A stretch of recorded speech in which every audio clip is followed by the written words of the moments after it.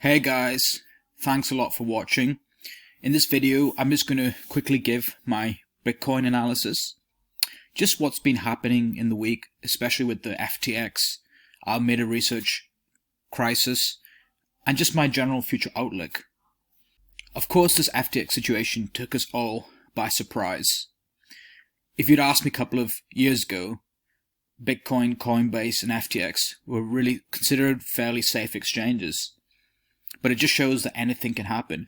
And it's that expression, when the tide is running out, you know who's swimming naked. I briefly talked about this in my previous video.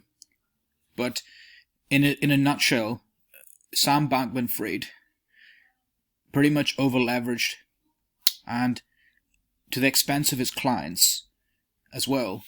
And as a result, he was in a really compromised situation, given that the FTT token just completely crashed. And so there's been a lot of havoc in the markets. But I still feel we're not at the actual capitulation phase yet. This is a panic phase, and it's very common in bear markets. Usually a major player has a major issue, and there's over-leveraging. And it just reminds me of the sort of the dot-com era. You had that big flush out, and eventually had the projects and companies that survived. So perhaps we might be in the beginning of that flush out. But I feel that crypto is here to stay. But in terms of my actual trades and analysis, we've had a really interesting week because we had that CPI data coming out. And as a result, we had this huge run-up. And then we had a dump. And I've actually added a new rule to my trading algorithm. And that is, I will not trade during news announcements. The higher probability play I find is to wait a couple of hours after, potentially 4 hours after, and wait for price to settle. As traders, we're always taught we have to work hard, we have to place trades, but sometimes it's better to sit and do nothing, react to price, and then place a trade. So as a result, we had this run-up. I waited 4 hours after. I noticed that certain indicators that we were slightly going to go dumping again. So we had this breakdown, of course, below this 18.5k region and then below 17.5k region, which was the June low. We had the breakdown. Then I waited for a retest. I wanted to see how price would react. And initially I noticed that there was the beginning of a support resistance flip, really. And then I began to realize that we started to have some key rejections of certain key Fibonacci EMAs. So I use the 21, 34, and 55. On top of that, we had the dump. I looked at BBWP. So BBWP, as indicated here, is a volatility indicator. It does not indicate the direction of the movement, but indicates the direction of expansion and contraction. In this case, when we had that dump, I noticed that BBWP peaked. So at this point, I realized that, okay, potentially the direction of expansion, which in this case was to the downside, might have peaked. There might be a period of cool-off. So I had no interest in shorting. Again, I'm not going to short support. I'd rather wait for a breakout and short the retest. So when the BBWP peaked, we retested this resistance around 18.1, 18.4k. Then I noticed that we had started having key rejections of key EMAs. But again, I didn't rush into entering. I drew a box. I would zoom down into the 50-minute time frame, okay, and I waited for a break of structure. We had this push down, push up, push down again, and we can see here the price is telling me that it wants to come down. This is the zigzag indicators to highlight lower high, lower low, lower high again, and so I entered with a really nice tight stop, a short position around the 17.4k region. With a really tight stop loss, and I'm still riding it down really. I also entered a short position in Ethereum as well, so I'm short currently Bitcoin from 17.4k. I also have a short on Ethereum from 1,310, and I'm just riding it out really, just seeing. A key interesting observation, of course, in the last couple of days is if I draw this downward trend line in Bitcoin, like this, we had a breakout of this. And again, just because we've had a breakout of a downward trend line, it doesn't mean that it's automatically bullish. Never try and trade purely based on patterns. because the actual win rate is quite low. Always react to price. And just because we've broken out, it doesn't mean you should go long, you should wait, okay? And we had a breakout and then we dumped slightly. We've had a few wicks, but still, really speaking, there's no clear, obvious indication of bullish momentum. To me, the momentum is to the downside until further notice. So I'm still riding my shorts. Of course, in trading, I always ask myself, how can I be wrong? Most people are trying to swing for the fence. But I'm a firm believer in risk management, and I'm always trying to ask myself, how can I be wrong? Okay? Can we go back up to 18.5k and 20k? We could. I'm not ruling it out. And why do I say that? Well, on the chart, there are certain imbalances. Okay, if you notice this wick here on the daily chart, this wick here on the daily chart, this is an imbalance, a market inefficiency, and this hasn't been filled. On top of that, the 20.5k, 20k region, there is a lot of liquidity resting there, especially from people who have been shorting. So perhaps the market makers can bring another pullback up here and stop out these shorts and then come back down again. That is a possibility. Another interesting observation is on the daily and the weekly as well, we've had a close below 17.5k, which is a really significant level. So we've come down, pushed up, and so there seems to be some sort of SR flip going on right now. But again, it is weekend price action. Okay. On the 4 hour as well, it was interesting. Another reason why I went into my short position. So we had this dump. Again, there's an imbalance here and an inefficiency. We had this wick here and a wick here. And so this inefficiency imbalance has not been filled yet. Okay? So around 19.2k region, 19.1k region.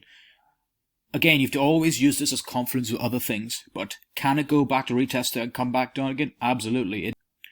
Another observation that I noticed is that down here in particular, there's other imbalances as well. So we had this wick here as well at 18.1k and then 17.9k. There was a slight inefficiency imbalance in the 4 hour as well. And I thought to myself, okay, this is another point that I wanted to add to my confidence of going short upon retest. I thought perhaps at this point, price would retest this reason just by market maker manipulators as usual, just to manipulate price action. And what do you know?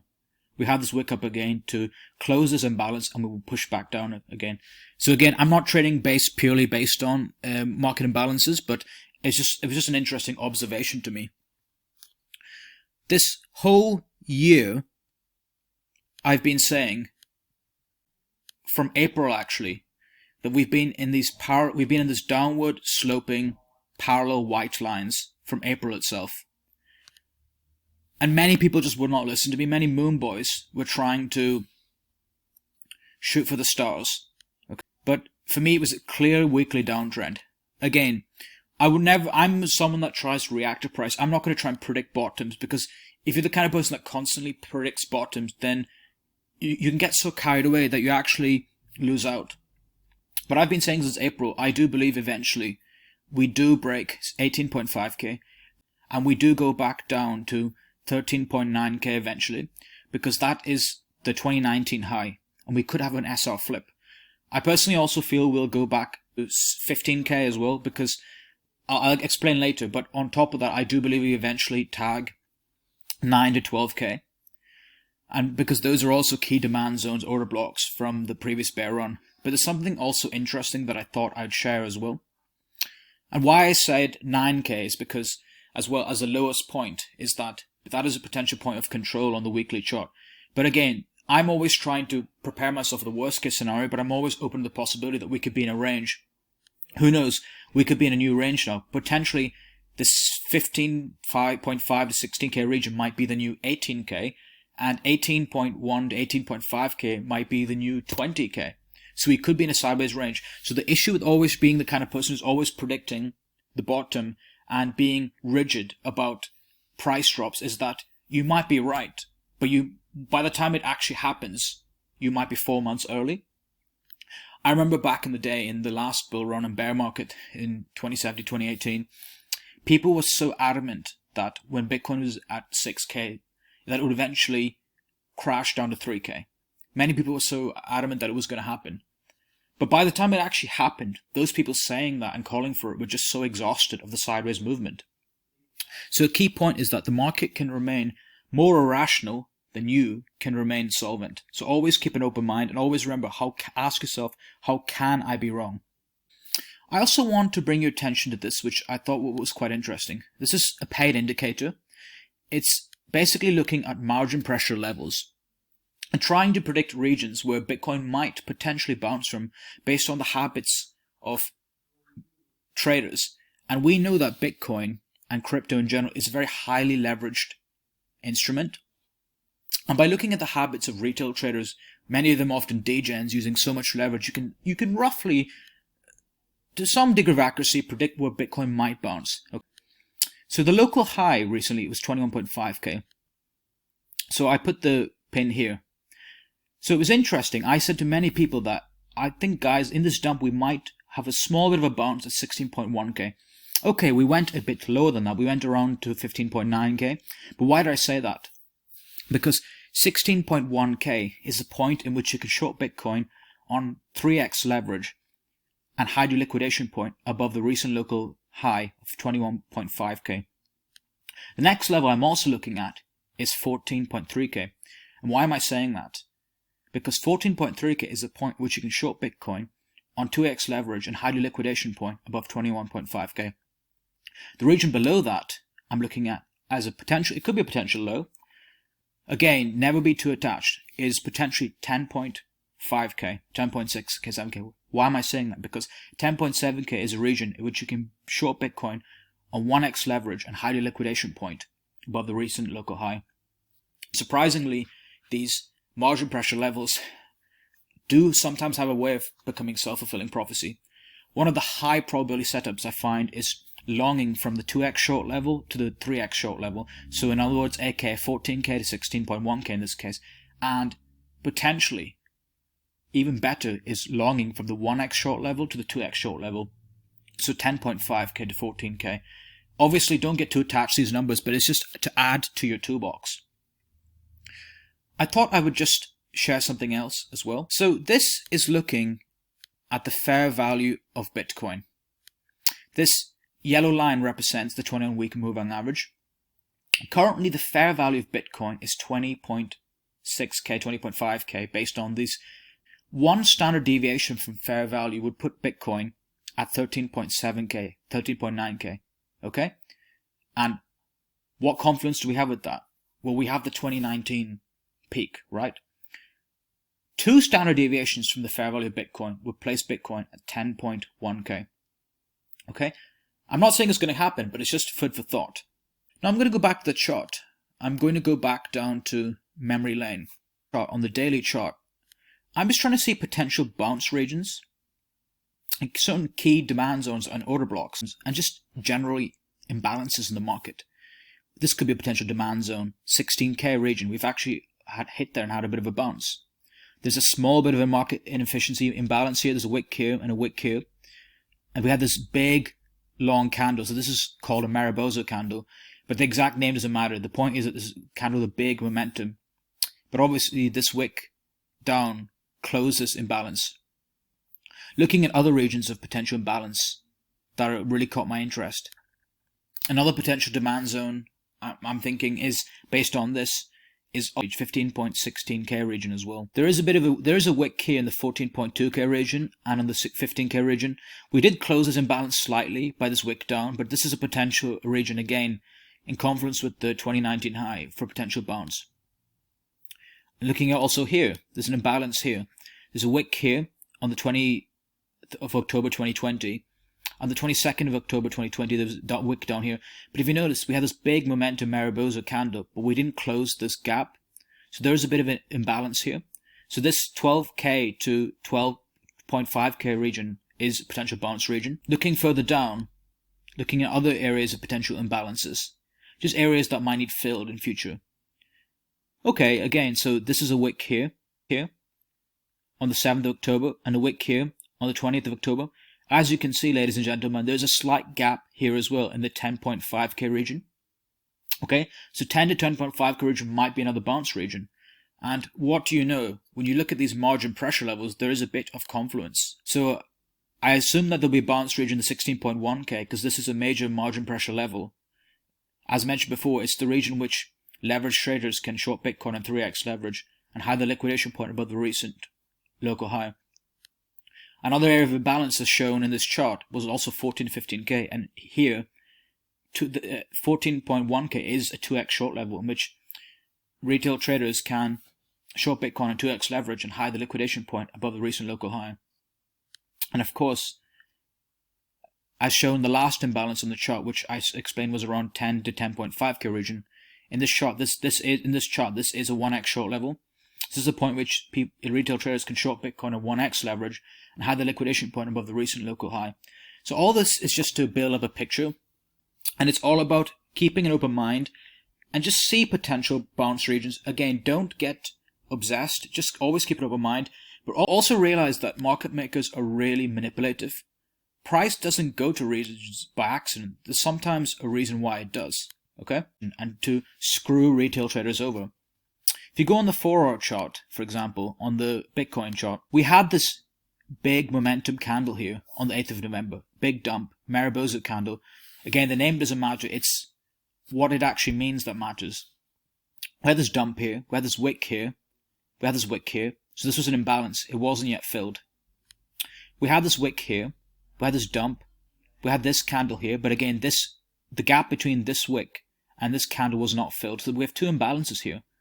We dumped, and we had this big long wick that clears up these imbalances, this market inefficiency. So often market makers manipulate retail traders, and it's just to highlight that it's not an easy market to trade, and it's just important to keep learning. And in terms of the current fundamental new situation with FTX, I believe that we haven't even reached the capitulation phase yet. It's that expression, when the tide is out, we know who's swimming naked. So what we'll find, I think, is in the next couple of days to weeks, we'll find out which other companies have been doing shady dealings. And we might find that once more companies come out, there might be a further dump. But at the same time, I'm open to the possibility that there could be a run up to 19.2k, which is, there's an imbalance here in the chart. And of course 20 to 20.5 region, of course, because there's a lot of liquidity lying there. If you look at the liquidation heat map, there could be a run up to short out those people. So I'm still open to that possibility. But I think a major observation is that in this chart, on the daily chart, we have broken below the 17.5k with quite big momentum candles on the daily. We've had a retest and we've broken down again. So it's just interesting, and we'll see what happens in the week. But thanks a lot, guys, for listening to this video. Please do check out my channel. I just set this up a couple of days ago. It's just because to meet like-minded crypto people and just to share my journey in crypto with other people. I've been in this space for a long time, and I really enjoy improving people's learning curve. So do subscribe and click the notification bell so you see these videos. And in terms of this indicator, I'm in no way affiliated with them, but I just like the product. And if you're interested, I've left a link in the description below if you want to check it out. But yeah, thanks a lot, guys. I'll catch you in a bit.